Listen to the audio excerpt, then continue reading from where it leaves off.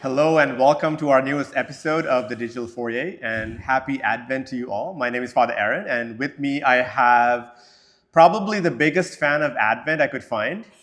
This is your favorite season of the year, right, Father Simon? Well, I wouldn't go that far. Okay. I love it. I love it. I mean, my favorite liturgical season is the season of the Feast of St. John Lateran.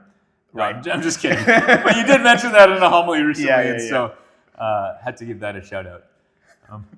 Okay, but you do love Advent. You really strive to celebrate Advent during Advent and keep Christmas for the season of the actual liturgical season of Christmas, not the secular worldly season of That's Christmas. right. Yeah. Some people try to keep Christ in Christmas. Right. I try to just keep Christmas in Christmas Right. and Advent in Advent. So, Yeah. I mean, part of the reason for that is because I just think the church gives us this beautiful liturgy where there's an ebb and flow, there's dynamics, kind of like in music, where some of what makes music so beautiful and gripping is it's not all monotone.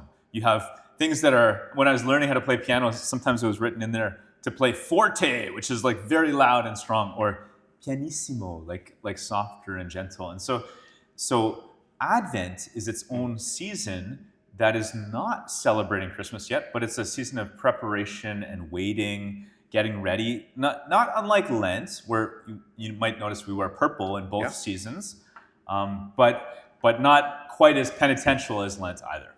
So what are some differences that we see, especially in church and in the liturgy, during the season of Advent compared to, let's say, the ordinary time, which we just finished, and also Christmas coming up? Yeah, totally. So first thing, as I said, you'll see the priests wearing purple. Except one day, Oh, we get to wear very pink good. or rose. Rose, It's not pink. rose. It's not pink, it's rose. Yeah. Yes, indeed. That's on Joy Sunday, the third Sunday of Advent, which is suggesting that we are getting closer. We're not yet celebrating, but Almost there. we're almost there. So hang in. Another thing is we don't sing the Gloria throughout Advent. That always throws me off because I'm so used to singing the Gloria. Oh Yeah. man. Well, this is going to be your first Advent as a priest. It is, Oh yeah. man, buckle up. This Oh, is yeah. going to be so much fun. Oh, yeah. So, do you know why we don't sing the Gloria? Skill testing question. Oh, boy. Fresh out of seminary. Is it because it is like a mini Lent? It is. Actually, maybe it is. But I don't another know. Tell reason, me. in addition to that, Because we want to give the choir a break from the Gloria? Oh no. the reason is because, do you know when the first Gloria was sung? Was it at Christmas? Christmas Oh, Eve. It was sung okay. by the angels when they appeared to the shepherds in the fields. And so that was the very first Gloria. See, every day is a school day, Father Aaron. There we go. And we're going to bring back the Gloria on Christmas Eve and Christmas Day like never before. Yeah. But throughout these 4 weeks leading up to it, we're going to create that desire, that The hunger. anticipation. Oh, yeah. Yeah. Yeah. Speaking of which, I think part of the reason why Advent is so hard for us, and we start celebrating and there's Christmas parties and baking and people are playing Christmas carols and all this stuff all I know throughout these 4 what you're weeks. getting at. I'm already feeling guilty. Well, and that's not the point. I mean, a little bit of Catholic guilt is probably healthy for all of us, but like, isn't it true? None of us are good at waiting. We just want to celebrate. We just want to already be there, instant gratification. Yeah.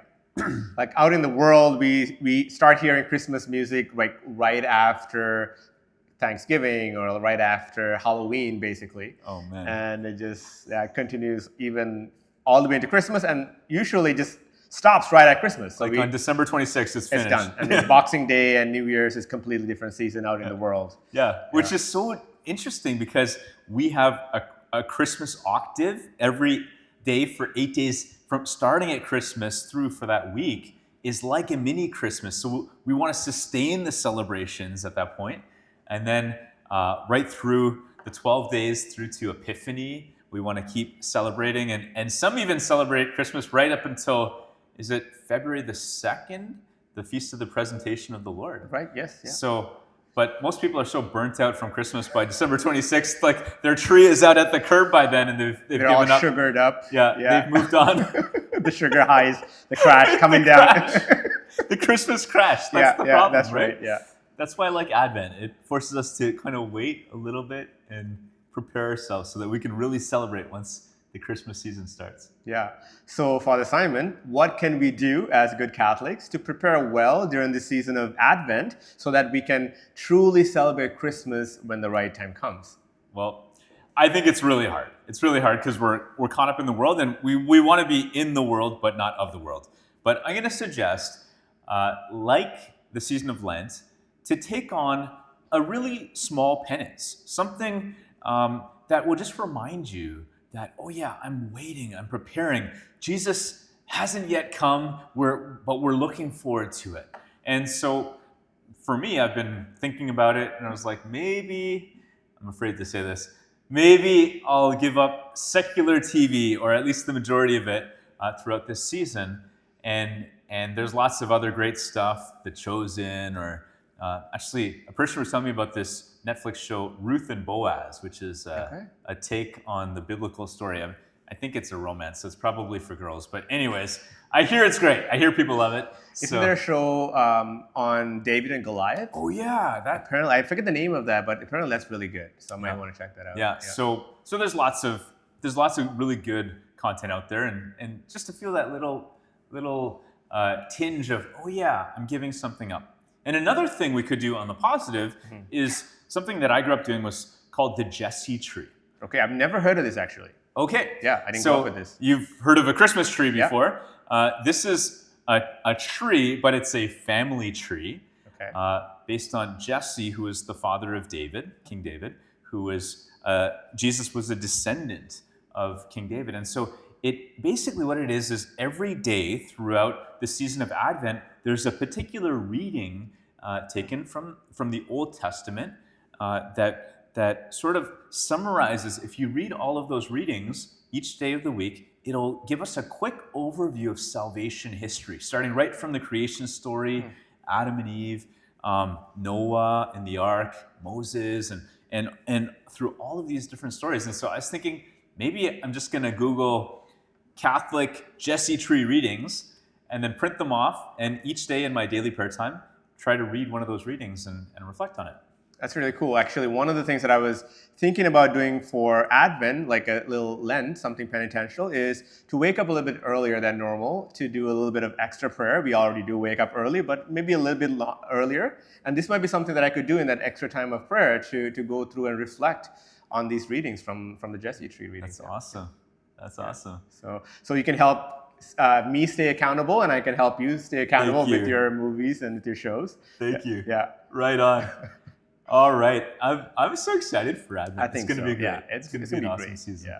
And my favorite liturgical That's season. right, yeah. Hey, there's still a chance that Advent could still become my favorite season, although Christmas, it is my favorite season. And you know what? If you celebrate a great Advent, Christmas is going to be that much sweeter, I promise you. Yeah.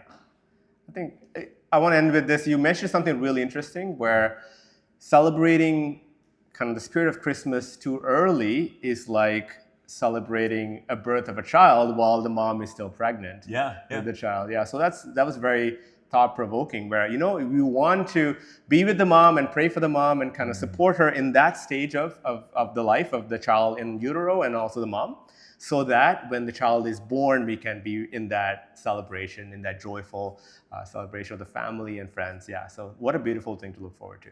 Amen. Amen. And on that note, Father Simon, thank you for joining me in this episode of the Digital Foyer.